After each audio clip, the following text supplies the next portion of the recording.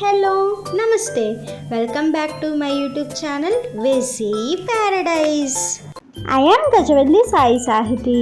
ఈరోజు స్పెషల్ సగ్గుబియ్యం చల్ల పునుగులు. ఎప్పుడు రొటీన్గా తినే పునుగులు కాకుండా ఒక్కసారి క్రిస్పీగా సాఫ్ట్గా ఉండే ఈ సగ్గుబియ్యం చల్ల పునుగుల్ని ట్రై చేశారు అంటే అస్సలు వదిలిపెట్టరు. సాయంత్రం స్నాక్స్ కోసం వేడివేడిగా తినాలనుకుంటే వీటిని ట్రై చేయండి. మరి ఇంకెందుకు లేట్, రెసిపీ ప్రాసెస్ చూసేద్దామా? Let's begin the recipe process.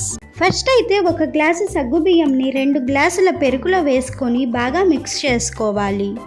ఇప్పుడు దీనిని 6 to 8 అవర్స్ వదిలేయాలి. చూడండి, 8 అవర్స్ తర్వాత సగ్గుబియ్యం పెరుగుని ఎంత బాగా అబ్జార్బ్ చేసుకుందో.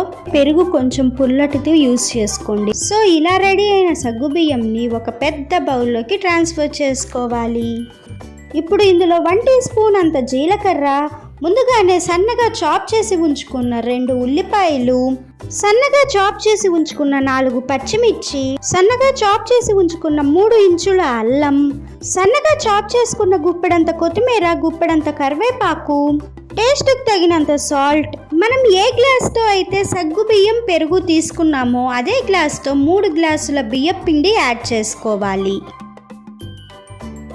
ఇప్పుడు ఇందులో ఏమాత్రం నీరు యాడ్ చేయకుండా పిండి మొత్తం దగ్గరికి వచ్చేంత వరకు కలుపుకోవాలి.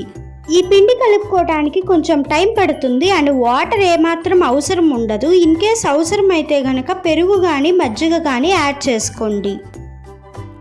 సగ్గుబియ్యం అండ్ పెరుగు వల్ల చాలా హెల్త్ బెనిఫిట్స్ ఉన్నాయి. కొంతమంది పెరుగుని దూరం పెడుతూ ఉంటారు. అలాంటి వారికి ఇలాంటి రెసిపీస్ చేసి పెట్టారంటే పెరుగు ఉందన్న విషయం కూడా వారికి తెలియక ఎంతో ఇష్టంగా తినేస్తారు. సో ఇలా రెడీ అయిన పిండిని ఒక 10 minutes పక్కన పెట్టుకోవాలి. తర్వాత స్టవ్ మీద ఒక కడాయి పెట్టుకొని డీప్ ఫ్రైకి సరిపడా ఆయిల్ వేసుకొని బాగా హీట్ అవ్వనివ్వాలి.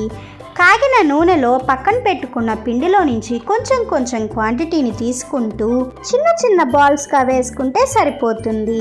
ఇన్ కేస్ మీకు పెద్దగా కావాలనుకుంటే సైజ్ని ఇంక్రీజ్ చేసుకోండి. కానీ ఇలా చిట్టి చిట్టి పునుగులుగా వేసుకుంటే వీటి టేస్ట్ అమోఘం. మధ్య మధ్యలో కలుపుకుంటూ మీడియం టు హై ఫ్లేమ్ మీద వీటిని గోల్డెన్ బ్రౌన్ కలర్ వచ్చేంత వరకు ఫ్రై చేసుకోవాలి. ఇలా ఫ్రై అయిన తర్వాత వీటిని వేడిగా సర్వ్ చేసుకున్నాము అంటే మనకి కావాల్సిన సగ్గుబియ్యం చల్ల పునుగులు రెడీ. వీటిని చల్లారిన తర్వాత తిన్నా కూడా టేస్ట్ చాలా బాగుంటాయి. డీప్ ఫ్రై స్నాక్స్ కాబట్టి తరచుగా కాకుండా అప్పుడప్పుడు ప్రిపేర్ చేసుకోండి. ఇంతకీ సగ్గుబియ్యం చల్ల పునుగులు రెసిపీ నచ్చిందా? అయితే ఇంకెందుకు లేట్, వెంటనే ట్రై చేసి చూడండి. Stay tuned for more interesting recipes. Please do watch, like, share, comment and subscribe to my YouTube channel. Thank you for watching. Bye bye.